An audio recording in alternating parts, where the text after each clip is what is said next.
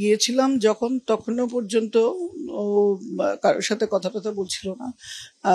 মানসিকভাবে একটা শকের মধ্যে ছিল, মানে রীতিমতো একটা কথার উত্তর দিতে 4-5বার ভাবছে বা কি, মানে হাত পা কাঁপছিল।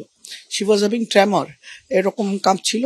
আমি ওকে বললাম যে আমি তোর মায়ের মতো, একটু হাত করি তোকে, আয়।